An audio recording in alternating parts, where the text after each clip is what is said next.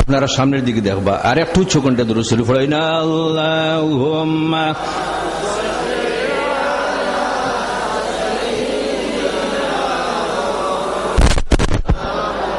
ওয়া আলা আলি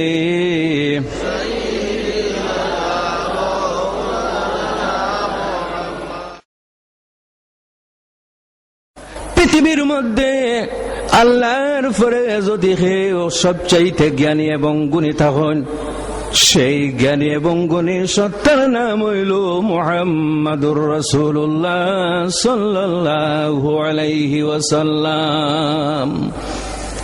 আল্লাহর নবীর থেকে কোন মানুষ জ্ঞানে বাড়তে পারবে? সম্ভব আছে?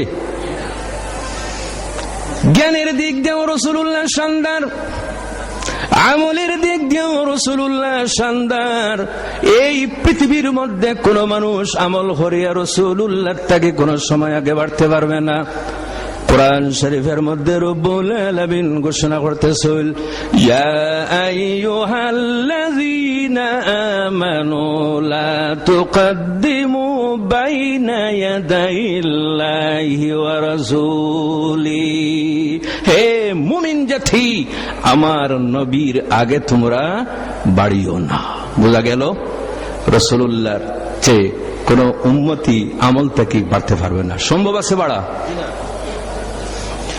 এইভাবে রাসূলুল্লাহ রব্বুল আলামিনের নিকটে কতদিন পর্যন্ত ছিলেন? কুরআন শরীফের মধ্যে রব্বুল আলামিন ঘোষণা করতেছেন, ক্বাদ জাআকুম মিনাল্লাহি নূর। তোমাদের কাছে আল্লাহর পক্ষ থেকে একটা নূর, একটা আলো আইছে। আপনারা একটু ভালোভাবে বুঝতে চেষ্টা করবা। নূর, নূর কাকে বলে? আয-যাহিরু বিনাফসিহি ওয়াল মুযহিরু লিগাইরিহি।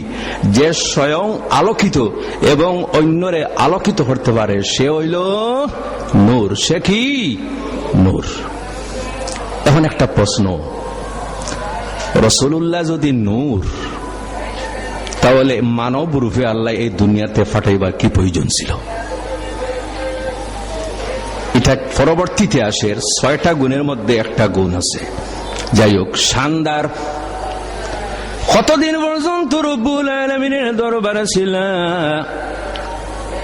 তাফসীরে রূহুল বায়ানের মধ্যে বর্ণিত আছে, হযরতে জিবরাইল আলাইহিস সালাম রাসূলুল্লাহর জিজ্ঞাসা করল, হে জিবরাইল, আল্লাহর নবীরে জিবরাইল রাসূলুল্লাহ জিজ্ঞাসা করতেছিল, হে জিবরাইল, তোমার বয়স কতটুকু? সাধারণত একজনে অন্যজনকে বয়স সম্বন্ধে জিজ্ঞাসা করে কিনা? এইভাবে রাসূলুল্লাহ হযরত জিবরাইল আলাইহিস সালামরে জিজ্ঞাসা করতেছেন, তোমার বয়স কতটুকু? একটু অনুমান করবা। হযরত জিবরাইল আলাইহিস সালাম উত্তর দেন, ইয়া রাসূলুল্লাহ, সঠিকভাবে বয়স সম্বন্ধে আমার বলা সম্ভব হবে না, তবে একটা অনুমান হিসাবে আমি আপনার উত্তর দিতে পারি। রব্বুল আলামিনের যেহেতু নূরের পর্দা আছে, সেই নূরের পর্দাগুলির মধ্যে ৪র্থ নম্বরের যে পর্দা, সেই পর্দার মধ্যে একটা তারকা দেখা যাইত, একটা নক্ষত্র দেখা যাইত। ৭০,০০০ বছর পরে একবার প্রকাশিত হইত। কত হাজার বছর পরে? একটু জোরে বলুন, কত হাজার বছর পরে? ৭০,০০০ বছর পরে আল্লাহর যে নূরের পর্দা আছে, সেই পর্দাগুলির মধ্যে ৪র্থ নম্বর যে পর্দা, সেই পর্দার মধ্যে একটা তারকা দেখা যাইত ৭০,০০০ বছর পরে একবার। ইয়া রাসূলুল্লাহ, ৭০,০০০ বছর পরে যে তারকা নূরের পর্দার মধ্যে দেখা যাইত, সেই তারকা আমি জিবরাইলে ৭২,০০০ বার দেখছি। একটু জোরে বলুন সুবহানাল্লাহ। হযরত জিবরাইল কতবার দেখছেন? ৭২,০০০ বার। চিন্তা করেন রাসূলুল্লাহর বয়স কতটুকু। রাসূলুল্লাহ ফরমাইন, ও জিবরাইল, যে তারকা 70,000 বছর পরে একবার প্রকাশিত হইতো, তুমি জিবরাইলে 72,000 বার দেখছো। সেই আলো, সেই নূর যেটা তুমি দেখছো, সেই নূরটা হইলাম আমি মুহাম্মাদুর রাসূলুল্লাহ সাল্লাল্লাহু আলাইহি ওয়াসাল্লাম। এর জন্য রাসূলুল্লাহ শানদার রাসূল। রব্বুল আলামিন এই পৃথিবীতে রাসূলগণ পাঠাইবার কারণ কি? মানব জাতি যাতে তাদের শিক্ষা লাভ করিয়া আল্লাহর পরিচয় লাভ করতে পারে। এর জন্য আমাদের উচিত হইল এত শানদার রাসূল যখন আল্লাহ দান করছেন, সেই রাসূলের অনুসরণ করাটা হইল গিয়ে আমাদের জন্য জরুরি। এজন্য হাদিস যেটা পড়েছি এর সঙ্গে আমি একটু মিলাই। আল্লাহর হাবিব সামনের দিকে পিছনে ভিড় না করি, আপনারা একটু একটু দয়া করিয়া সামনের দিকে অগ্রসর বা ভলান্টিয়ার নাই এদের সামনের দিকে আপনারা এখন অবসান না, একটু একটু সামনের দিকে আসুন। আপনারা পিছন দিকে ভিড় করতেছেন। দুরূদ শরীফ আল্লাহুম্মা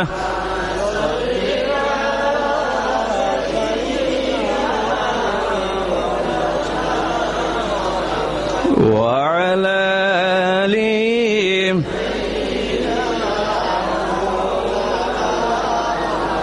আল্লাহুম্মা সাল্লি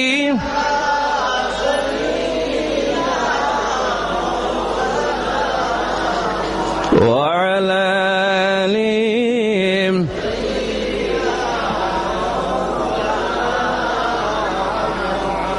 রাসূলুল্লাহ সাল্লাল্লাহু আলাইহি ওয়াসাল্লামের যেসব জিনিস পছন্দনীয় তার মধ্যে থাকিয়া আমি যে হাদিস শরীফ আপনাদের সম্মুখে পড়েছি আল মুনাব্বিহাত কিতাবের মধ্যে, এই হাদিসটা ইবনে হাজার রহমতুল্লাহি তাআলা আলাইহি বর্ণনা করছেন। আল্লাহর হাবিবে ফরমাইন, আমার 3টা জিনিস পছন্দনীয়। কয়টা জিনিস? 3টা। স্মরণে রাখবা। জিজ্ঞাসা করা হইল, ইয়া রাসূলুল্লাহ, কয়েকটা জিনিস আপনার পছন্দনীয়? যত ভালো জিনিস ইসলামের মধ্যে রাসূলুল্লাহর পছন্দনীয়, তার মধ্যে 3টা জিনিস উল্লেখযোগ্য হিসাবে রাসূলুল্লাহর কাছে পছন্দনীয়। তার মধ্যে প্রথম নম্বরে হইল আতিব। রাসূলুল্লাহর আতর কিন্তু খুব পছন্দনীয় ছিল। কোনটা? আতর। স্বয়ং রাসূলুল্লাহ আতরময়। আপাদমস্তক রাসূলুল্লাহর শরীর মোবারকটা কি মুশকে আম্বরের সুগন্ধ বাইর হইত। রাসূলুল্লাহ যে গলির দিকে হাঁটিয়া যাইতা, সেই গলি পর্যন্ত সুগন্ধময় হয়ে যাইত। আমরার শরীর থেকে যে গাম বাইর হয়, সেই গাম থেকে দুর্গন্ধ বাইর হয়, কিন্তু রাসূলুল্লাহর শরীর মোবারক থেকে মুশকে আম্বরের সুগন্ধ বাইর হইত। একজন সাহাবী রাসূলুল্লাহর সঙ্গে মুসাফা করিয়া যখন বাড়িতে গেছিল, যাওয়ার পরে উনার স্ত্রী যখন সেই সুগন্ধ শুনছিল, শোনার পরে নিজের স্বামীর কাছে আবেদন রাখলাম, স্বামী, বাজার থেকে আমার জন্য সবচাইতে উত্তম আতর আনিয়া দিও। আমরা আতর ব্যবহার করি কিনা? জি, যেহেতু হইয়ার, কিন্তু খুব কম। মসজিদে আসতে সময় আপনারা আতর ব্যবহার করিয়া আসিও। শুধুমাত্র রাসূলুল্লাহর নয়, আল্লাহ রাব্বুল আলামিনের যত ফেরেশতা কুল আছেন সবার সুগন্ধ পছন্দনীয়। জুড়ে বলো সুবহানাল্লাহ। বিশেষ করে জুম্মার দিন যখন মসজিদে আপনারা আসবা, তখন আতরটা ব্যবহার করিয়া আসিও। অনেকের স্বভাব একটু বিড়ি সিগারেট পান করার। আযান হওয়ার সঙ্গে সঙ্গেই দেখলাম 15 মিনিট সময় আছে, একটা টান দেওয়া যাইবে, ও বিড়ি জ্বালাইয়া মসজিদের মধ্যে দুর্গন্ধ মুখের মধ্যে নিয়ে আসেন। আসুন কিনা? জি, মসজিদের মধ্যে নামাজ পড়তেছেন, কিন্তু নিকটে যে আছে তার যে কিয়ামত হইতেছে তুমি কি জানতেছ না? এর জন্য আল্লাহর হাবিবের ইরশাদ, তোমরা যখন মসজিদের মধ্যে প্রবেশ করবে, মান আকালা মিন হাযিহিশ শাজারাতিল মুনতানাতি ফালা ইয়াকরুবান্না মুসাল্লানা। রাসূলুল্লাহর ইরশাদ, যখন তোমরা মসজিদের দিকে যাইবা অথবা ঈদগাহের দিকে যাইবা তখন দুর্গন্ধ জিনিস তোমরা ভক্ষণ করিয়া যাইও না, কারণ এই দুর্গন্ধ জিনিসের মাধ্যমে যেভাবে মানুষে কষ্ট পায় ফা ইন্নাল মালাইকাতা তাতাআযা মিনহু, এইভাবে আল্লাহর ফেরেশতাগণও দুর্গন্ধের মাধ্যমে কষ্ট পায়। গতিকে মসজিদে আসতে সময় খাসা রসুন, খাসা পেঁয়াজ এবং দুর্গন্ধযুক্ত জিনিস খাইয়া আসাটা হইল কি মাকরুহ। কি একটু জোরে বলেন কি? গতিকে আজান হওয়ার সঙ্গে সঙ্গেও যদি দেখো 15-20 মিনিট আছে, আল্লাহকে ওয়াস্তে বিড়িটা জ্বালাইয়া মুখটা দুর্গন্ধময় করিয়া মসজিদে প্রবেশ করবা না। রাসূলুল্লাহ তোর পছন্দনীয় ছিল, যেদিকে হাঁটিয়া যাইতা সমস্ত গলি সমস্ত রাস্তা সুগন্ধময় হয়ে যাইত। এই সাহাবার শ্রী নিবেদন করলাম, আমার আদরের স্বামী, আপনি মার্কেট থেকে সবচাইতে দামি আতর আমার জন্য আপনি আনিয়া দিও। সবচাইতে দামি আতর নিয়ে বিবির কাছে দিয়া দিলা। বিবি এসে আতর সঙ্গেলা, সঙ্গার পরে নিজের স্বামীর কাছে আবার আবেদন রাখলাম, গো স্বামী, এই আতর নয়, যে আতরের সুগন্ধ আপনার হাতের মধ্যে আছে সেই আতরটা কিন্তু আমার লাগে। আতরের স্বামী বললা, ও আদরের স্বামী, আমি কোন দুনিয়ার আতর আমার হাতের মধ্যে লাগাই না, আমি দুনিয়ার কোন সুগন্ধ আমার হাতের মধ্যে লাগাই না। আমি রাসূলুল্লাহর সঙ্গে একবার মুসাফা করার কারণে আমার হাতের মধ্যে, আমার গোটা শরীরের মধ্যে মুশকে আঙ্গুরের সুগন্ধ সুগন্ধিত হয়ে গেছে। এর জন্য ইঙ্গিত, পরিষ্কার পরিচ্ছন্নতা হল ইমানের অঙ্গ। আল্লাহর হাবিবের গাম মোবারক থেকে মুশকে আম্বরের সুগন্ধ বাইর হইত। হযরতে উম্মে সুলাইম রাদিয়াল্লাহু তাআলা আনহুর বিছানায় রাসূলুল্লাহ শায়িত। আল্লাহর নবী ঘুমন্ত অবস্থায়। জানিয়া রাখিও আমার ভাইয়েরা, আমাদের ঘুম এবং নবীগণের ঘুমের মধ্যে বেশ কম আছে। আমরা যখন ঘুমাই তখন আমাদের ওযু নষ্ট হয়ে যায়, কিন্তু আম্বিয়া কিরাম যখন ঘুমায় তখন তাদের ওযু কোনো সময় নষ্ট হয় না। ইন্না আইনা তানামান ওয়ালা ইয়ানামু কলবি, বুখারী শরীফের হাদিস। রাসূলুল্লাহ ফরমাইল, আমি যখন ঘুমাই শুধুমাত্র আমার চক্ষুটা ঘুমায়, আমার অন্তর কোনো সময় ঘুমায় না। আর মানুষ যখন ঘুমায় তখন চক্ষুর সাথে সাথে মানুষের অন্তর পর্যন্ত ঘুমাই যায়। এর জন্য আমাদের এবং নবীগণের মধ্যে বেশ মিল, আমরা যখন ঘুমাই তখন আমাদের ওযু নষ্ট হয়ে যায়, আর আম্বিয়া কিরামগণ যখন ঘুমায় তখন তাদের ওযু কোনো সময় নষ্ট হয় না। এর জন্য আল্লাহ নবীগণের মর্যাদা মানুষ তাকিয়া, সাধারণ মানুষ তাকিয়া অনেক অনেক অনেক কোন বেশি আল্লাহ রাসূল জুড়ে বলো সুবহানাল্লাহ। যাই হোক, তো হযরত উম্মে সুলাইম রাদিয়াল্লাহু তাআলা আনহুর ঘরের মধ্যে রাসূলুল্লাহ শায়িত, একটু আরাম করতেছে। সেই অবস্থায় দেখা যায় হযরত উম্মে সুলাইম রাদিয়াল্লাহু তাআলা আনহা রাসূলুল্লাহর গাম মোবারক তাকিয়া পুষিয়া পুষিয়া শিশির মধ্যে গাম মোবারক ভরতেছিল। রাসূলুল্লাহ জাগ্রত হওয়ার পরে জিজ্ঞাসা করলেন, হে উম্মে সুলাইম, আমার গাম তোমার শিশির মধ্যে কি কারণে তুমি ভরতেছো? উম্মে সুলাইম উত্তর দেন, ইয়া রাসূলুল্লাহ, আমার বাড়ির মধ্যে যে আতর আছে সেই আতরের সঙ্গে আমি রাসূলুল্লাহর গাম মোবারক মিলাইয়া আমি রাখবো। আমি যখন মারা যাইব, মারা যাওয়ার আগে আমি ওসিয়ত করিয়া যাইব, আমার যখন তোমরা গোসল দিয়া কাফন দিয়া বৃত্ত করবাই, আমার কাফনের মধ্যে রাসূলুল্লাহর আতর মোবারক, রাসূলুল্লাহর গাম মোবারক তোমরা ছিটাইয়া দিও। আমার পেশানির মধ্যে, আমার সুইদার লাগার মধ্যে রাসূলুল্লাহর গাম মোবারক তোমরা লাগাইয়া দিও।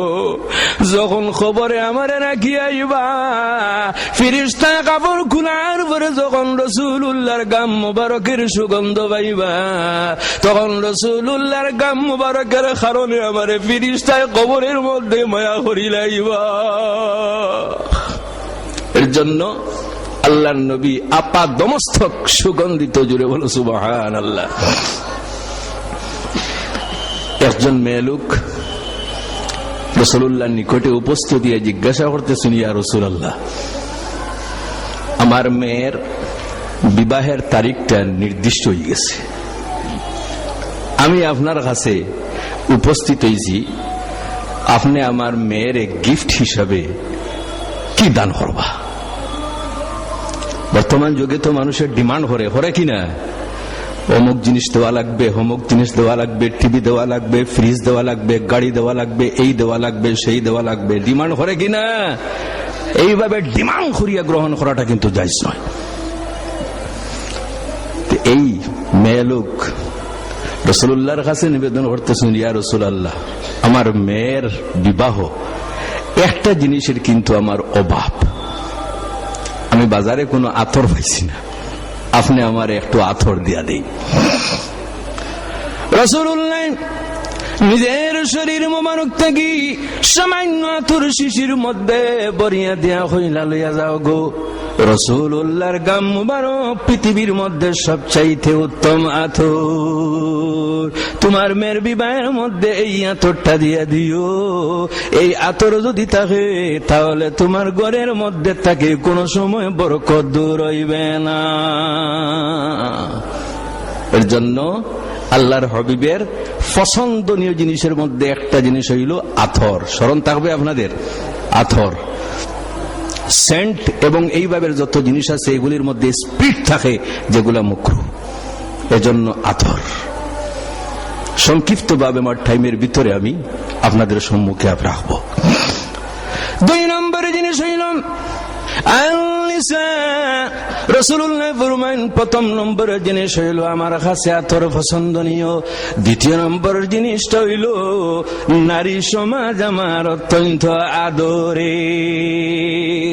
ভাইয়েরা আমার, রাসূলুল্লাহর আগমনের পূর্বে আরবের মধ্যে নারী সমাজের কোনো মর্যাদা, কোনো দাম ছিল না, কোন ধরনের অধিকার ছিল না, না শিক্ষা গ্রহণের অধিকার ছিল, না মানবিক অধিকার ছিল, না সামাজিক অধিকার ছিল।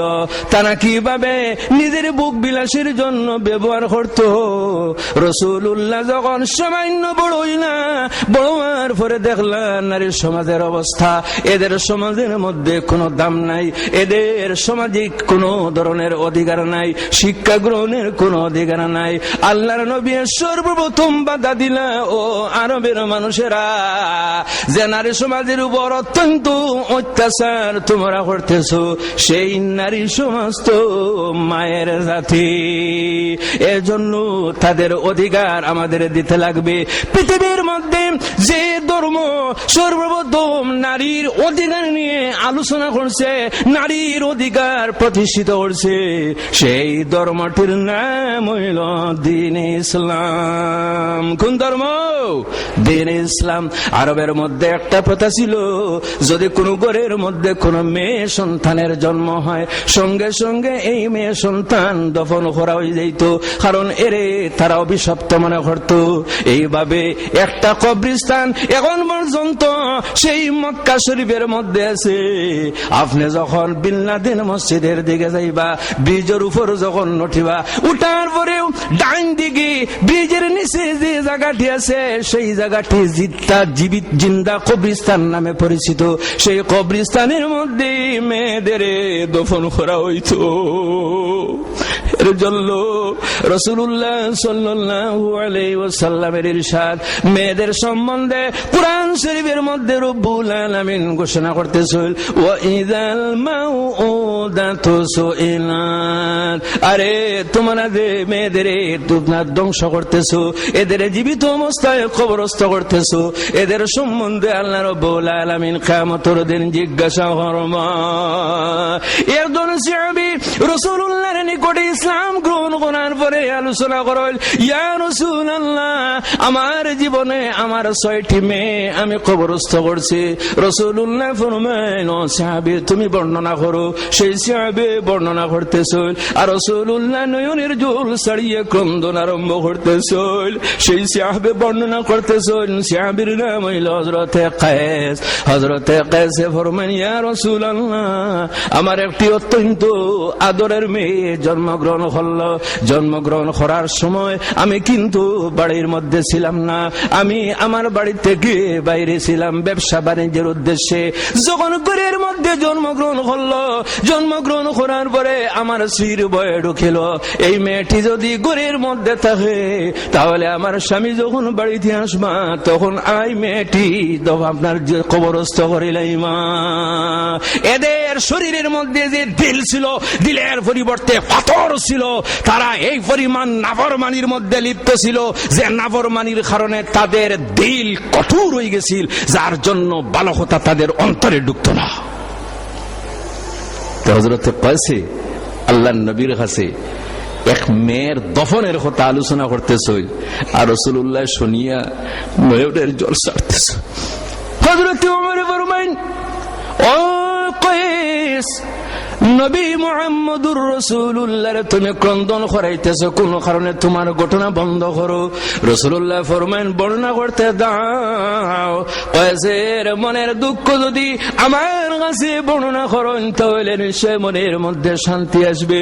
ইয়া রাসূলুল্লাহ, আমার স্ত্রী সেই মেয়েটি আত্মীয়র বাড়িতে পাঠাইয়া দিলা, আত্মীয়র বাড়িতে পাঠাই এই উদ্দেশ্যে দিছিল যদি মেয়েটি ঘরের মধ্যে থাকে তাহলে আমার স্বামী জীবিত অবস্থায় খবরস্থ করবা।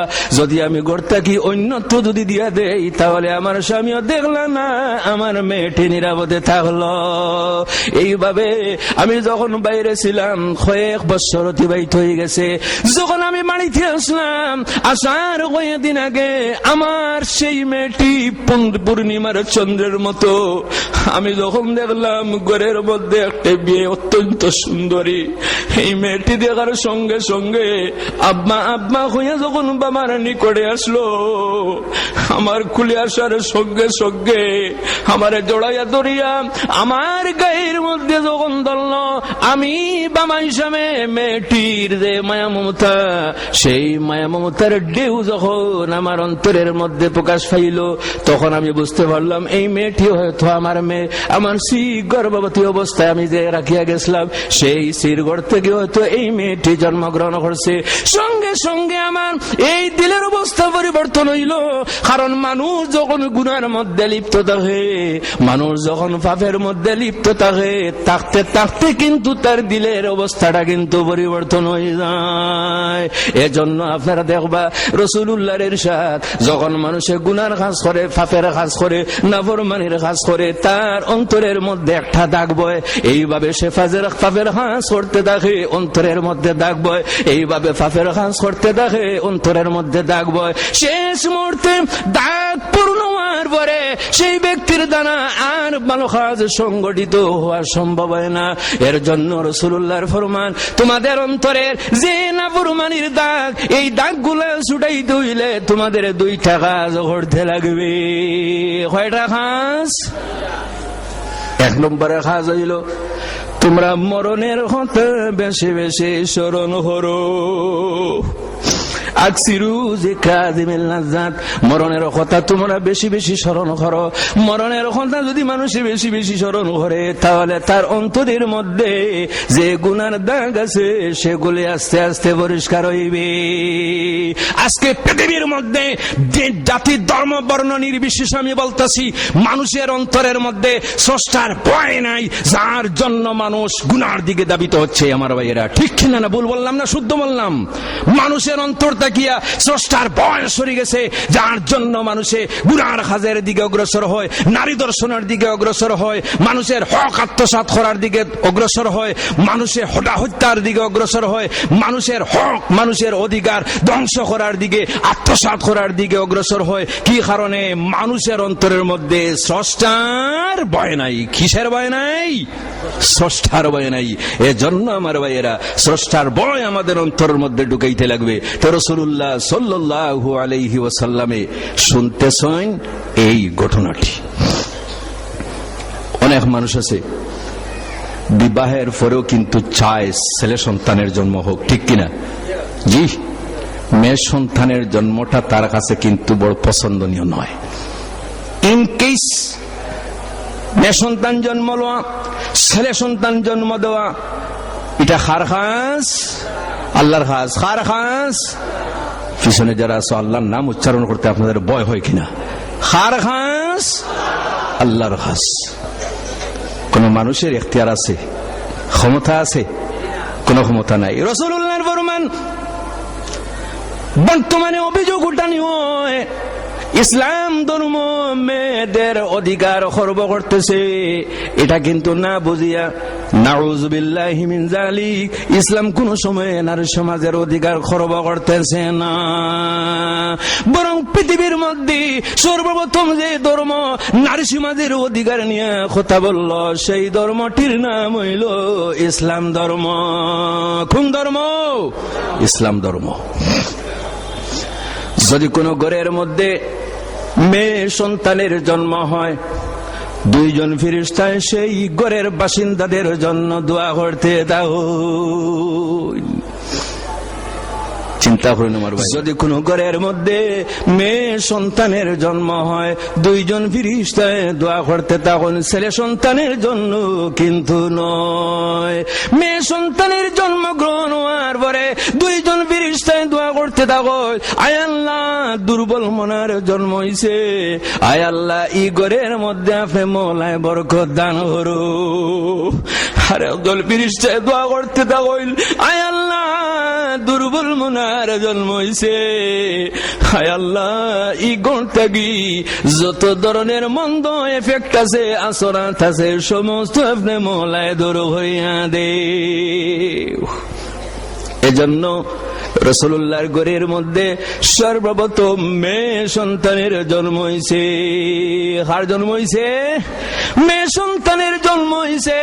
এর জন্য আল্লাহ নবীর ইরশাদ, যদি কোনো মানুষের তিনটা সন্তানাদি নাবালিক অবস্থায় যদি মারা যায়, ছেলে হোক অথবা মেয়ে হোক, মা বাবা তাদের জন্য জান্নাতে যাইবে। যদি কোনো মানুষের দুইটা সন্তানাদি নাবালিক অবস্থায় মারা যায়, তাহলে সে জান্নাতে যাইবে। যদি কোনো মানুষের একটা সন্তান নাবালিক অবস্থায় মারা যায়, সেও জান্নাতের মধ্যে যাইবে। হযরত আয়েশা সিদ্দিকা রাসূলুল্লাহর কাছে নিবেদন করতেছেন, ইয়া রাসূলুল্লাহ, আমার কোনো সন্তানাদি নাই, আমার কোনো সন্তানাদির জন্ম হয় নাই। কিয়ামতের দিন যাদের সন্তানাদি নাবালিক অবস্থায় মারা গেল, তাদের কারণে জান্নাতে যাইবা। আমি আয়েশার কিয়ামতের দিন কি হইবে? রাসূলুল্লাহ ফরমাইলেন, ও আয়েশা, কিয়ামতের দিন যদি কেউ তোমার না থাকে, তাহলে আমি মুহাম্মদুর রাসূলুল্লাহ তোমার জন্য আছি। জোরে বলো সুবহানাল্লাহ। শুধুমাত্র আয়েশা সিদ্দিকার জন্য নয়, শাফাআতি লিয়ালিল কাবাইরি মিন উম্মতি, বুখারী শরীফের হাদিস। রাসূলুল্লাহর ফরমান, আল্লাহ রাব্বুল আলামিন রাসূলুল্লাহরে শাফাআত দান করছেন।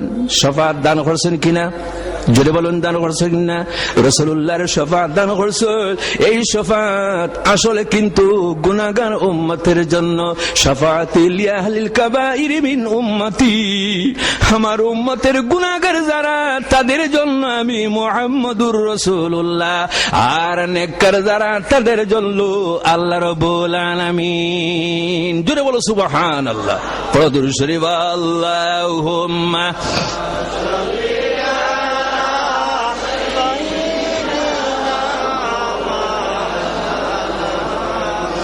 وعلى آله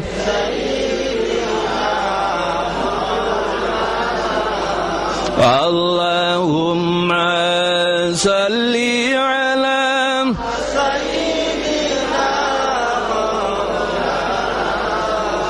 وعلى آله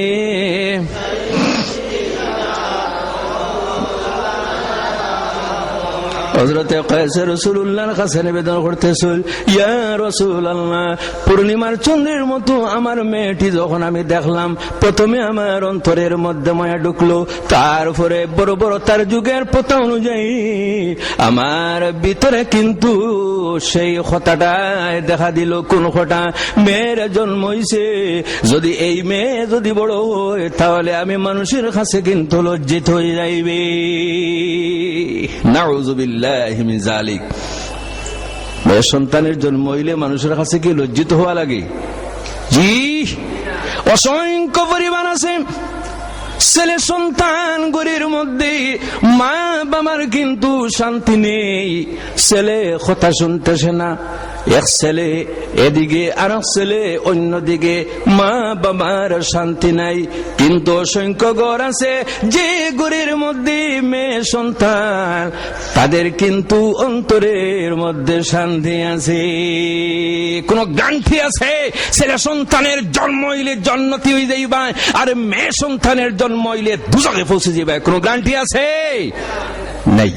এজন্য ছেলে হোক মেয়ে হোক, আল্লাহর দেওয়া দন, আল্লাহ যদি দান করেন তাহলে আনন্দ চিত্তে স্বাগত জানাইও এবং আল্লাহর নিয়ামত হিসাবে গ্রহণ করিও, আল্লাহ বরকত দিবে। রাসূলুল্লাহ শুনতেছেন, ইয়া রাসূলুল্লাহ, আমার মেয়েটিরে আমি আত্মীয়র বাড়িতে নেওয়ার বাহানায় বাড়ি থেকে আমি বাইর হলাম। বাইর হওয়ার পরে আমার হাতের মধ্যে আমি একটা কুড়াল, আমি মাটি কুড়ার একটা অস্ত্র, একটা যন্ত্র আমার হাতের মধ্যে লইলাম, কুদাল যেমন, এবং আরো জিনিস আমি আমার সঙ্গে লইলাম। আমার মেয়েটি আমার সঙ্গে, মেয়েটি জিজ্ঞাসা করতেছে, ও আব্বা, আমার আপনি কোথায় লইয়া যাইতেছো? আমার মেয়েটির আমি উত্তর দিলাম, আত্মীয়ের বাড়িতে তোমার নিয়ে লইয়া যাইতেছি। মেয়েটি আনন্দ চিত্তে খুশি মনে আমার সঙ্গে দৌড়ে দৌড়ে রওনা দিল। মা বাবার সঙ্গে ছোট ছোট বাচ্চারা যখন কোন আত্মীয়ের বাড়ির যাওয়ার খবর পায় তখন অত্যন্ত আনন্দিত হইয়া মা বাবার সঙ্গে যায় কিনা? ইয়া রাসূলুল্লাহ, আমার মেয়েটি আমার সঙ্গে দৌড়ে দৌড়িয়া রওনা দিল। যখন সাধারণ রাস্তা ছাড়িয়া যখন আমি জঙ্গলের দিকে গেলাম, জঙ্গলের দিকে যাওয়ার সময় মেয়েটি আমার জিজ্ঞাসা হলো, আব্বা, আপনি আমার জঙ্গলের দিকে কি কারণে লইয়া যাইতেছেন? ফাঁসান দিল, তবুও কিন্তু আমার অন্তরের মধ্যে মায়াটা ঢুকলো না। হায়রে, দিন ইসলাম যদি না আসতো তাহলে আজকে আমরা প্রত্যেক সবাই কিন্তু পশুর মতো থাকতাম। জোরে বলো সুবহানাল্লাহ। দিন ইসলাম শুধুমাত্র মুসলমানদের জন্য নয়, শুধুমাত্র মুমিনদের জন্য নয়, এই দরবার রব্বুল আলামিন পৃথিবীর সমস্ত মানুষের জন্য সিলেকশন করছে। ইয়া রাসূলুল্লাহ, জঙ্গলে যখন নিয়ে গেলাম, আমি যখন কুদাল দিয়ে মাটি খনন করতেছি, আমার মেয়েটি জিজ্ঞাসা করতেছে, ও আব্বা, এই জঙ্গলের মধ্যে কি কারণে আপনি মাটি খনন করতেছেন? আমার মেয়েটির আমি কিন্তু অন্যভাবে বুঝ দিলাম। আবার যখন খবর খনন করতেছি, আমার মেয়েটির অন্তরের মধ্যে বাবার কি পরিমাণ মায়া আছে। সেই মাটি খনন করতে সময় আমার গায়ের মধ্যে যখন কোনো মাটি লাগতো, আমার মেয়েটি আমার শরীর থেকে মাটিটা জড়াইয়া পালাইতো। যখন মাটি খনন করিয়া কবর যখন তৈরি করলাম, তৈরি করার পরেও তবুও কিন্তু আমার অন্তরের মধ্যে মায়াটা ঢুকলো না। আমি আমার সেই মেয়েটি জীবিত অবস্থায় খবরের মধ্যে রাখিয়া দিলাম। আমার মেয়েটি চিৎকার করতেছে, ও আম্মা, দুনিয়ার কোন মানুষই তার মেয়ের উপর মাটি দেয় না, জঙ্গলের মধ্যে খবর রাখে না। ও আব্বা, আমি কি ভুল করলাম? আমারে আপনি খবরের মধ্যে রাখি আমার উপর মাটি চাপা দিতেছো? ইয়া রাসূলুল্লাহ, জীবিত অবস্থায় আমার মেয়ের দিয়ে আমি দবল করলাম। ইয়া রাসূলুল্লাহ, এই যে গুনার কাজ করছে, আমার গুনাহ কি আল্লাহ রাব্বুল আলামিন মাফ করিয়া দিবা? রাসূলুল্লাহ ফরমান, তুমি যখন গ্রহণ করছো লা ইলাহা ইল্লাল্লাহু মুহাম্মাদুর রাসূলুল্লাহ, দ্বীন ইসলাম গ্রহণ করছো। দ্বীন ইসলামের বৈশিষ্ট্যগুলির মধ্যে একটা বৈশিষ্ট্য হইল, যদি কোনো মানুষের দ্বীন ইসলাম গ্রহণ করে, দ্বীন ইসলাম গ্রহণ করার কারণে ইন্নাল ইসলাম ইয়াহদিমু মা কানা ক্বাবলা, দ্বীন ইসলাম গ্রহণ করার পরে তার বিগত দিনের যত ধরনের গুনাহ আছে, গুনাহে সগীরা হোক এবং গুনাহে কবিরা হোক, সমস্ত আল্লাহ মাফ করিয়া দেন। জোরে বলো সুবহানাল্লাহ। এর জন্য আমার ভাইয়েরা আল্লাহর শুকরিয়া আদায় করো। রব্বুল আলামিন যে দ্বীন ইসলাম আমাদের দান করেছেন, আমরা মুসলমান, আমাদের অন্তরের মধ্যে ঈমান আছে, আমরা আমাদের ভাষা দিয়ে প্রকাশ করি লা ইলাহা ইল্লাল্লাহু মুহাম্মাদুর রাসূলুল্লাহ। লা ইলাহা ইল্লাল্লাহ, লা ইলাহা ইল্লাল্লাহু মুহাম্মাদুর রাসূলুল্লাহ। রাসূলুল্লাহ ফরমাইন, নারী সমাজ আমার অত্যন্ত আদরের।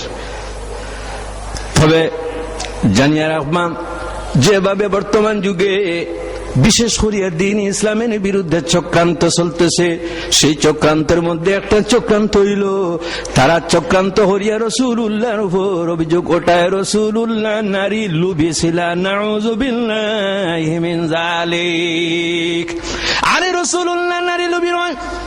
আল্লাহর নবী জনাব রাসূলুল্লাহ সাল্লাল্লাহু আলাইহি ওয়াসাল্লাম যখন 25 বছর বয়সের একজন যুবক, 25 বছর বয়সের, সেই 25 বছর বয়সের যুবক 40 বছরের একজন মহিলা হযরতে খাদিজাতুল কুবরা রাদিয়াল্লাহু তাআলা আনহার বিবাহ করছিল। আরে যদি নারী লোভী হইতা তাহলে 40 বছরের বিধবা খাদিজার কোনো সময় বিবাহ করতা না। এর জন্য আল্লাহ যদি আপনার মেয়ে সন্তান দান করেন, কোন সময় মুখটা কালো করিও না, মনের মধ্যে কোন সময় দুঃখ আনিও না। বিচিত্র নয় হইতে পারে এই মেয়ে সন্তানের কারণে আপনার দুনিয়া আখিরাতের জীবন আল্লাহ আলোকিত করিয়া দিতে পারো। 2 নম্বর, নারী সমাজ রাসূলুল্লাহর অত্যন্ত আদরের। 3 নম্বর যে জিনিস, এই জিনিসটা হইল নামাজ। কোনটি? একটু জোরে বলেন, কোনটি? নামাজ হইতে কিছু মানুষের ভয় করে। নামাজ শুনলে কিছু মানুষের ভয় ঢুকে যায়। কারণ কি? অনেক মানুষ আছে, অসংখ্য অগণিত মানুষ প্রতিদিন নামাজ পড়ে, পড়ে কিনা? আর অনেক মানুষ আছে সপ্তাহে একদিন নামাজ পড়ে। সপ্তাহে শুধুমাত্র জুম্মার দিন নামাজ পড়িয়াও মসজিদ থেকে বাইরিয়া বলে, আয় আল্লাহ যদি হায়াতে রাখো তাহলে সামনের জুম্মার দিন আবার উপস্থিত হইব। আছে কিনা এইভাবে? অনেক মানুষ আছে শুধুমাত্র মাসে পড়ে, আর অনেক মানুষ আছে বৎসর শুধুমাত্র 2 দিন নামাজ পড়ে। কয়দিন? 2 দিন। কোন 2 দিন? ঈদের 2 দিন। আল্লাহু আকবার। সবার আগে প্রস্তুত। এর আগে যদি চাঁদ দেখা না যায়, জবরদস্তি চাঁদ দেখাই দিতে চায়, ঠিক কিনা? সবার আগে প্রস্তুত। ছাদের খবরের কোন আতা পাতাই নেই, কিন্তু সে প্রেসার কিট করে মনে না ছাও অমুক গ্রামে ছাদ দেখলে শুন, আপনি আবু বাকি রয়েছেন, অ্যালাউন্স করে দো ঈদ মোবারক, করে কিনা? বাইরে আমার রাসূলুল্লাহর পছন্দনীয় নামাজ কুররাতু আইনি ফিস সালাহ। আল্লাহর নবীর ইরশাদ, নামাজ হইল আমার নয়নের শীতলতা। এই নামাজ আল্লাহ রাব্বুল আলামিনের কুদরতের নিশানি। রাসূলুল্লাহর সঙ্গে আমাদের প্রেম আছে, আছে কিনা? রাসূলুল্লাহর সঙ্গে প্রেম থাকতে লাগবে, রাসূলুল্লাহর সঙ্গে মহব্বত থাকতে লাগবে। লা ঈমানা লিমান লা মুহাব্বাতা লা। যদি কোনো মানুষের অন্তরের মধ্যে রাসূলুল্লাহর মহব্বত থাকে না, প্রেম থাকে না, তাহলে তার ঈমান কিন্তু কোনো সময় পূর্ণ হবে না। প্রেম যদি থাকে, ভালোবাসা যদি থাকে, তাহলে তার প্রমাণটা দিতে লাগবে। প্রমাণ দিতে গিয়া সর্বপ্রথমে যে কাজটি করতে লাগে, সেই কাজটির নাম হইল নামাজ প্রতিষ্ঠিত করা। কোনটি? নামাজ।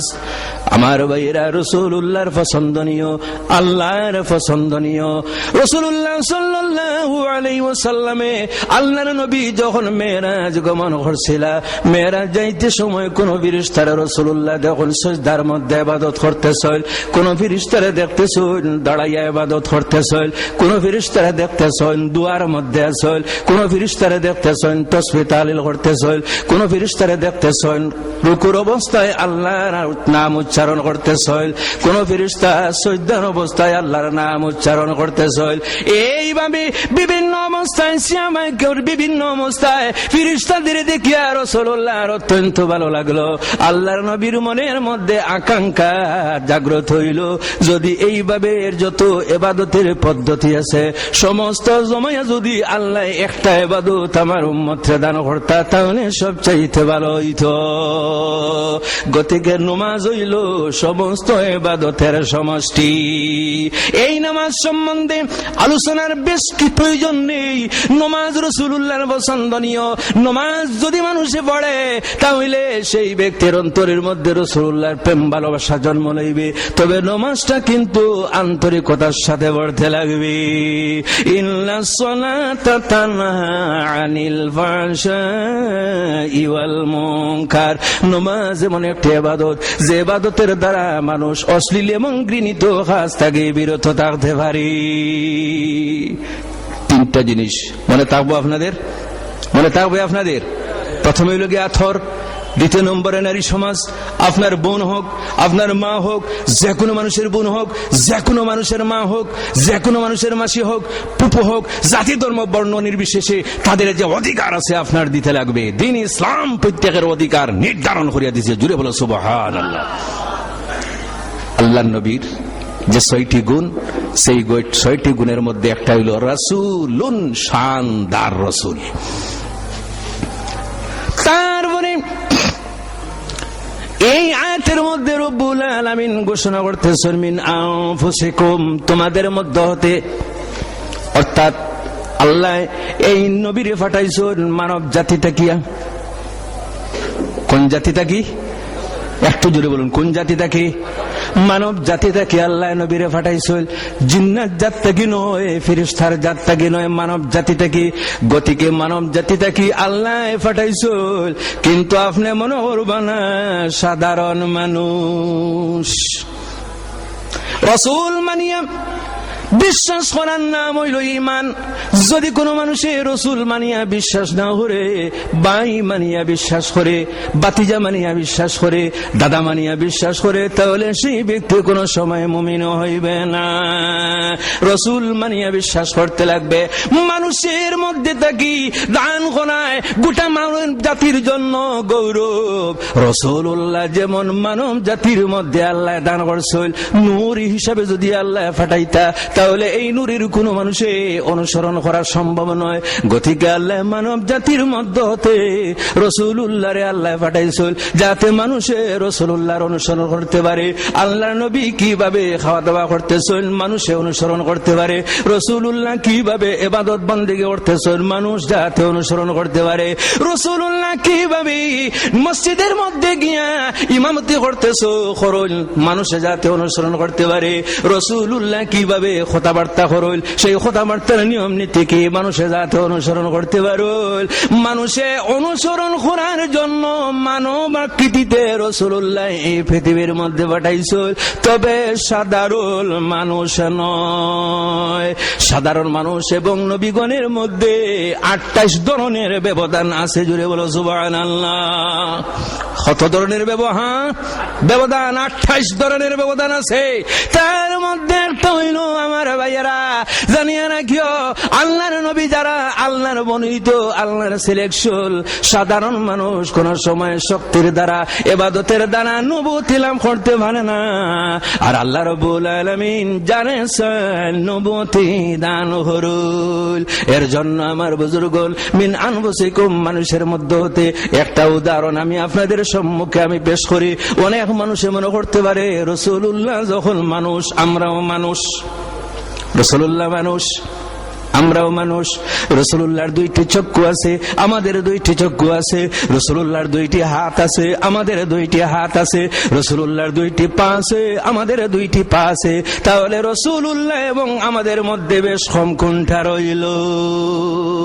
মায়েরা আমার, মানব আকৃতিতে আল্লাহ বানাইছেন, কিন্তু রাসূলুল্লাহ মানুষ, সাধারণ মানুষ নয়। আমি এর আগে আলোচনা করছি, আল্লাহর নবী জনাব রাসূলুল্লাহ সাল্লাল্লাহু আলাইহি ওয়াসাল্লামের উপর 6 ওয়াক্তের নামাজ ফরজ আছে, আর আমাদের জন্য 5 ওয়াক্তের নামাজ ফরজ। রাসূলুল্লাহর জন্য 6 ওয়াক্তের নামাজ ফরজ, তাহাজ্জুদের নামাজ রাসূলুল্লাহ জন্য ফরজ ছিল, আমাদের জন্য 5 ওয়াক্তের নামাজ ফরজ। আমার ভাইরা, আল মিন আনফুসিকুম, তোমাদের মধ্যে হতে, মিন আনফাসিকুম ফের উপর জবর দেওয়া পড়া যায়। গতিকে মানুষের মধ্যে হতে আল্লাহ নবী দুনিয়ার মধ্যে পাঠাইয়া গোটা মানব জাতির আল্লাহ গৌরবময় হরিয়া দিছেন। জোরে বলো সুবহানাল্লাহ। আজিজুন আলাইহি মা আনিতুম, 3 নম্বর যে গুণ, সেই গুণটা হইল উম্মতে যদি কোনো দুঃখ পায়, রাসূলুল্লাহর দুঃখ লাগে। উম্মতের ব্যথায় নবীজি ব্যথিত হল। উম্মতের মঙ্গল কামনাকারী, উম্মতের হিতাকাঙ্ক্ষী, সারা জীবন রাসূলুল্লাহ উম্মতের চিন্তা হরিয়া গেছল। মার গর্ভে থাকি জন্মগ্রহণ করছল। এই মাসটা হইল রবিউল আউয়ালের মাস। কোন মাস? রবিউল আউয়ালের মাস। এই মাস আসার সঙ্গে সঙ্গে মুমিন যারা, তাদের অন্তরের মধ্যে আনন্দের পরিবেশ তৈরি হয়ে যায়। কারণ এই মাসের মধ্যে উম্মতের কান্ডারে, মানবতার মুক্তির দিশারি মুহাম্মদুর রাসূলুল্লাহ সাল্লাল্লাহু আলাইহি ওয়াসাল্লামের জন্ম, যার জন্য গোটা মানব জাতির জন্য গৌরব।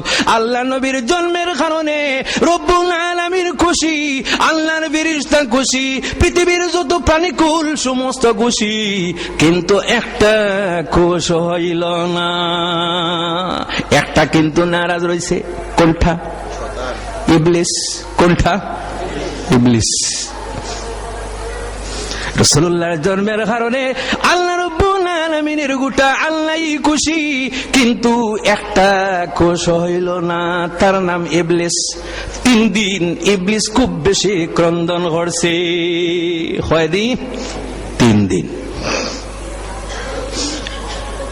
একদিন হইল যখন সূরা ফাতিহা আল্লাহ নাজিল করছেন, সেই সূরা ফাতিহার সঙ্গে 70,000 ফেরেশতা ছিল। জোরে বলো সুবহানাল্লাহ। সূরা ফাতিহা যেদিন নাজিল হইল, ইবলিস খুব বেশি ক্রন্দন হল। হায় রে, উম্মতে মুহাম্মদের জন্য আল্লাহ সূরা ফাতিহা দান করছেন। এই সূরা পড়িয়া যখন মসজিদ থেকে বাইর হইবে, বাইর হওয়ার সঙ্গে সঙ্গে যত ধরনের গুনার কাজ আছে সমস্ত তাকে বিরত থাকি যাইবে। ইবলিস স্বীকার করতেছে সূরা ফাতিহার গুরুত্ব।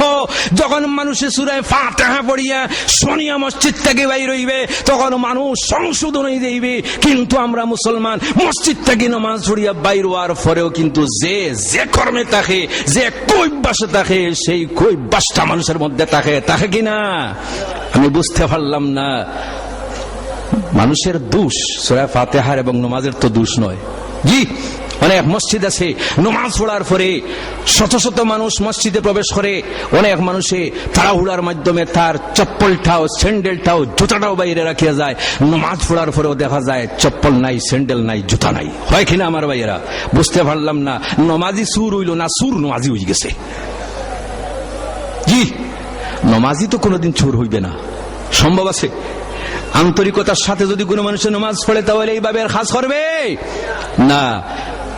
নমাজির বেশ ধারণ করে লিখছে চোর। গতিকে আমার ভাইরা, আন্তরিকতার সাথে নামাজ পড়ার প্রয়োজন আছে। যাই হোক, কি আলোচনা করতেছিলাম? জি না, এর আগে কি আলোচনা করতেছিলাম?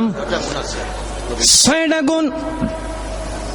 সেই 6টা গুণের মধ্যে রাসূলুল্লাহ উম্মতের দুঃখে দুঃখিত, রাসূলুল্লাহ উম্মতের চিন্তায় চিন্তিত হল। এই যে শয়তান ইবলিস 3 দিন সবচাইতে বেশি ক্রন্দন করলো। একদিন সূরা ফাতিহা যখন অবতীর্ণ হইল, সেই দিন শয়তান খুব বেশি ক্রন্দন করছে। আর একদিন ইবলিস হিনা লুইনা, যেদিন সে অভিশপ্ত হইল, আল্লাহর দরবার থেকে যখন বহিষ্কৃত হইল, অভিশপ্ত হইল, সেই দিন খুব বেশি ক্রন্দন হলো।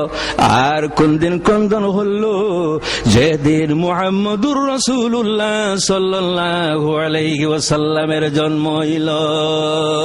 কারণ শয়তান বুঝতে পারলো নবীজির জন্ম হয়ে গেছে, আমার কৃতিত্ব কিন্তু পৃথিবীর মধ্যে আর চলবে না।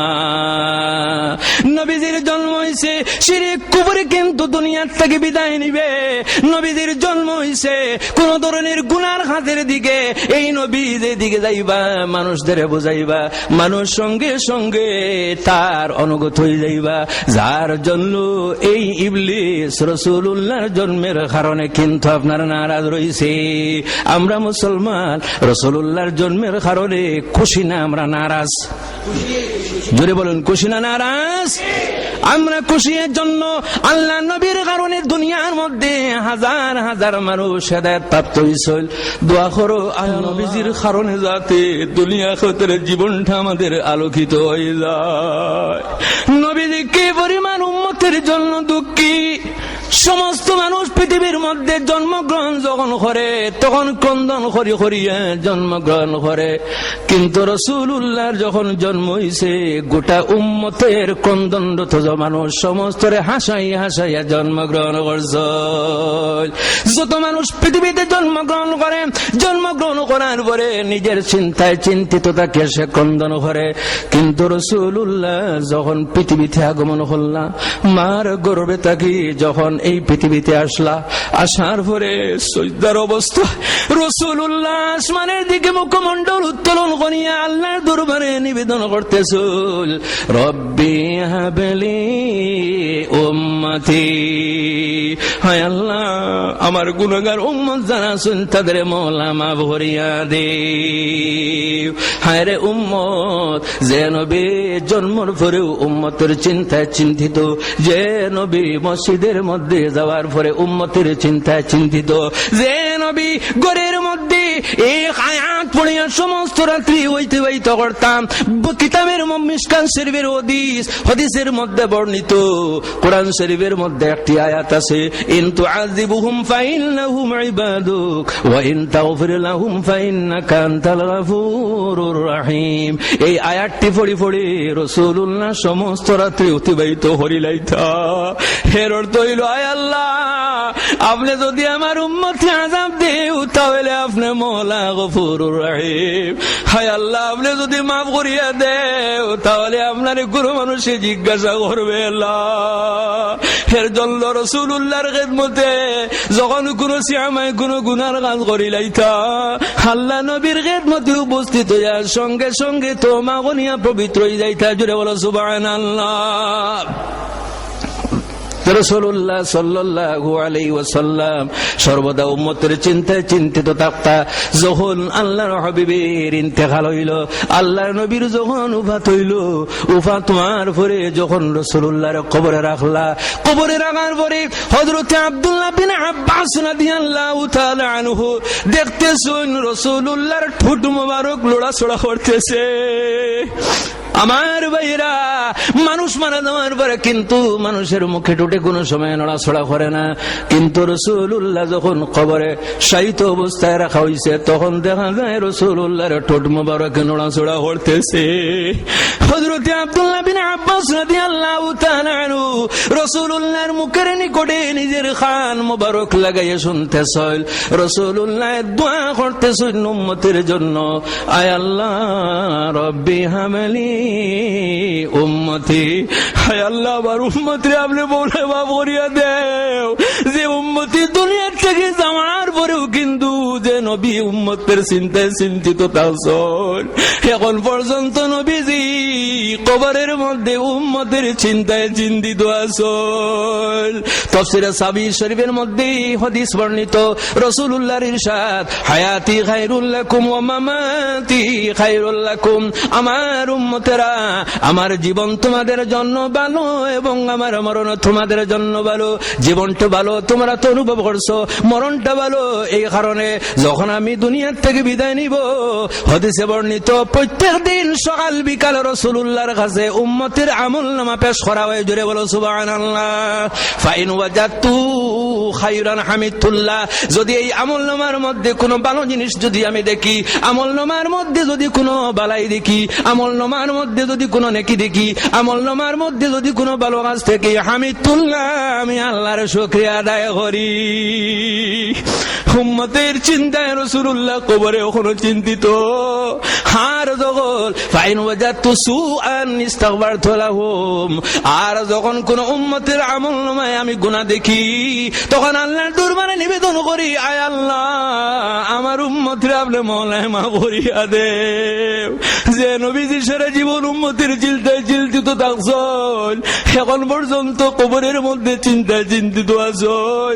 হাসরের ময়দানে সারা নবীর নিজের জানের চিন্তা, আর হাসরের ময়দানে রাসূলুল্লাহর গোটা জানের চিন্তা। জোরে বলো সুবহানাল্লাহ। আমার বুজুর্গণ, 6টা গুণ বর্ণনা করা সম্ভব নয়। আমি সংক্ষিপ্তভাবে আপনাদের সম্মুখে আমি আলোচনা করলাম, সময় অত্যন্ত সংক্ষিপ্ত। আমি সরাসরি আবার শিলচর আতালবস্তি গ্রামে একটা বিরাট প্রোগ্রাম, সেই প্রোগ্রামে আমার শরীক হইতে লাগবে। আমি আপনাদের বেশি সময় দিতে না পারে আমি নিজেই দুঃখিত।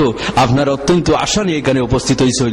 আল্লাহ রাব্বুল আলামিন আমরা প্রত্যেকের ঈদে মিলাদুন নবী মাহফিলের কারণে জীবনের সমস্ত গুনাহ যেন আল্লাহ মাফ করে দেন। জোরে বলুন আল্লাহুম্মা আমিন। এবং আমরা যাতে যতদিন পৃথিবীতে থাকি আল্লাহর হাবিবের জন্য আমরা অনুসরণ করিয়া করিয়া এই পৃথিবীতে থাকি। আল্লাহর দরবারে দোয়া করো, আল্লাহুম্মা আমিন। আমি সংক্ষিপ্ত একটা দোয়া করি আপনাদের কাছ থেকে বিদায় নিয়ে। আমিন। আলহামদুলিল্লাহ। ربنا ظلمنا أنفسنا وإن لم تغفر لنا وترحمنا لنكونن من الخاسرين। رب العالمين, আয় আল্লাহ, আপনার বান্দাগণ আশা নিয়ে ঈদ মিলাদুন নবী উপলক্ষে ওয়াজ মাহফিলের আয়োজন করছেন।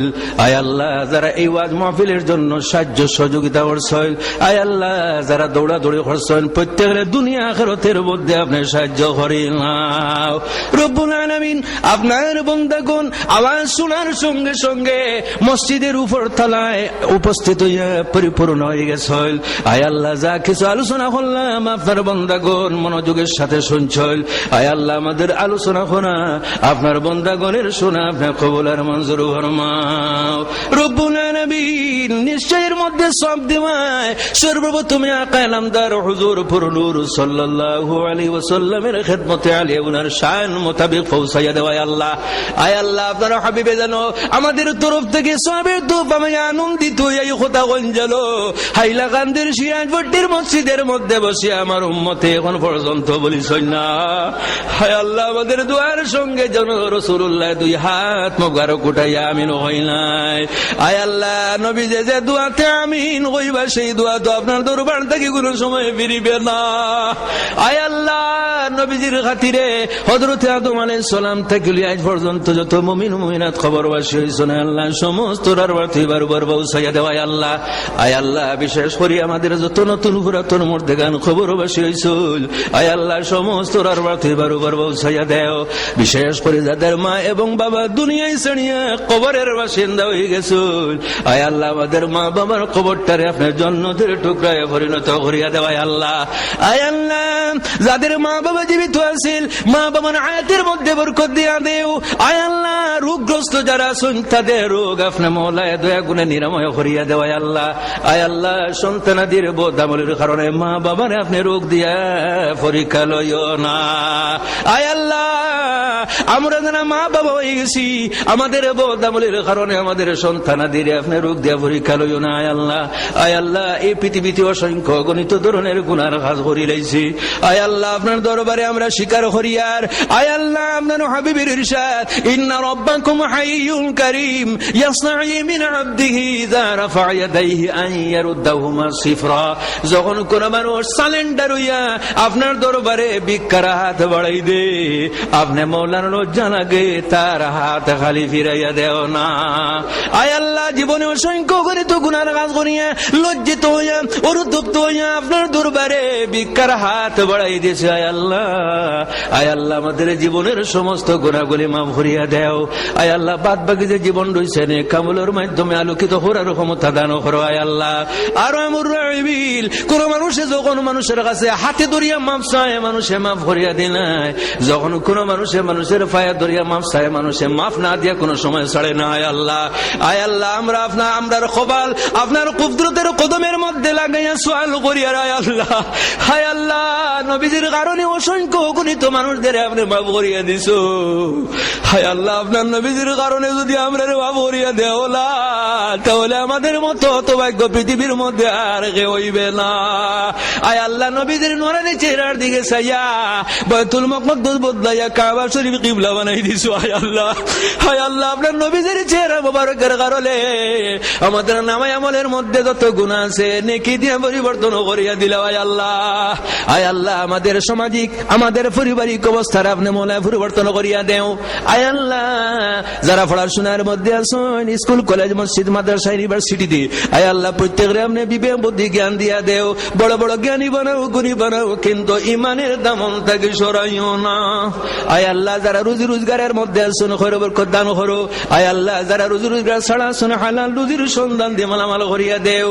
আয় আল্লাহ, যারা পড়াশোনা করে বেকার ঘুরাফেরা করতেছিল, আয় আল্লাহ, তাদের বেকারত্ব দূর করিয়া হালাল কর্মসংস্থানের ব্যবস্থাটা করিয়া দেও। আয় আল্লাহ রব্বুল আলামিন, আপনার দরবারে নিবেদন করতেছি, এই ভারতবর্ষ আমাদের জন্মভূমি। আয় আল্লাহ, আমাদের জন্মভূমির সঙ্গে আমাদের প্রাণের চেয়েও আরো বেশি মায়া আছে। আয় আল্লাহ, আয় আল্লাহ, আমাদের দেশের ক্ষতি সাধন করে এমন কোন মানুষ আমরা কোন সময় পছন্দ করি না। আয় আল্লাহ, এই ভারতবর্ষের মধ্যে বিভিন্ন ধর্মাবলম্বী মানুষের বসবাস। আয় আল্লাহ, প্রত্যেকের অন্তর থাকি হিংসা বিদ্বেষ দূর করিয়া একসঙ্গে বসবাস করার ক্ষমতা দান করো। আয় আল্লাহ রব্বুল আলামিন, আয় আল্লাহ, জীবনে মানুষের অন্তরের মধ্যে অনেক আশা আছে। আয় আল্লাহ, যাই আশাগুলি আমাদের পূর্ণ করিয়া দেও। আর আমর রাইবিল, অনেক মানুষ সমস্যায় জর্জরিত। আয় আল্লাহ, কারণ কোন ঘাটো একটা অবস্থায় আছে আপনি মাওলায় ভালো জানেন। আয় আল্লাহ, প্রত্যেকের নৌকারে মুসিবতের ঘাটটা কিনে যা দিয়ে আপনি সময় সমাধানের কিনারার মধ্যে পৌঁছাইয়া দেওয়া। আল্লাহ রব্বুল আলামিন, আয় আল্লাহ, আপনার বন্দাগুর মসজিদের মধ্যে উপস্থিত হইয়া আমি নগণ্যে আপনার দরবারে হাত বাড়াইছি, আপনার বন্দাগুন হাত বাড়াইছো না। আল্লাহ, আয় আল্লাহ, আপনার রহমতের ভান্ডারের মধ্যে যাতে জুস আসে যায় এবং আপনি আল্লাহ ঘোষণা দিয়া দেও, যাও রে আমার বন্দা গোল, আমার নবীজির কারণে তোমাদের জীবনের সমস্ত গুনাহ করিয়া মাফ করিয়া দিলাম। রব্বুল আলামিন, আয় আল্লাহ, যতদিন দুনিয়া তারা গনে কামলের মাধ্যমে ইজ্জতের জীবন নসিব করিও। আয় আল্লাহ, আমরা যাদের সন্তানাদি দান করছো দুনিয়া আখিরাতের জ্ঞান দিয়ে মালামাল করিয়া দেও। আয় আল্লাহ, আমাদের পরিবারের দেশে দশে শান্তি প্রতিষ্ঠিত করিয়া দেও। আয় আল্লাহ, অশান্তি প্রতিষ্ঠিত করিয়া আমাদের ইমানের ভরে কাটালইও না। হায় আল্লাহ, যতদিন দুনিয়া তারা গনে কামলের মাধ্যমে ইজ্জতের জীবন নসিব করিও। আয় আল্লাহ, এইভাবে জীবন পরিচালিত করাইয়া যখন মরণের সম্মুখীন হয়ে যাইবে, আয় আল্লাহ, মালাকুল মউতের সম্মুখীন যখন আমরা হয়ে যাইব, আয় আল্লাহ, সেই সময় জবান বন্ধ করিয়া বিনা কলিমায় আমাদের মরণ করিও না। আয় আল্লাহ, সেই সময় যে নবীজি জন্মের পরে উম্মতের চিন্তা, যে নবীজি দুনিয়াতে সারা জীবন উম্মতের চিন্তায় চিন্তিত ছিল, যে নবী দুনিয়া থেকে যাওয়ার পরে উম্মতের চিন্তায় চিন্তিত, আয় আল্লাহ, আমাদের মরণের সময় নবীজির চেহারা মোবারক আমাদের সম্মুখে রাখি। আয় আল্লাহ, আয় আল্লাহ, নয়ন ভরিয়া যাতে আমরা দেখতে পারি এবং আমাদের মুখ থেকে জীবনের শেষ কথাটা বের করাই, লা ইলাহা ইল্লাল্লাহু মুহাম্মাদুর রাসূলুল্লাহ। ও হে নবী দয়াময়, মোদের লাগিয়া হাসরেতে মানা দিও না মনে লুকায়া। সুবহান রাব্বিকা রাব্বিল ইজ্জাতি আম্মা ইয়াসিফুন ওয়া সালামুন আলাল মুরসালিন ওয়াল হামদুলিল্লাহি রাব্বিল আলামিন। আমিন। আসসালামু আলাইকুম ওয়া রাহমাতুল্লাহ।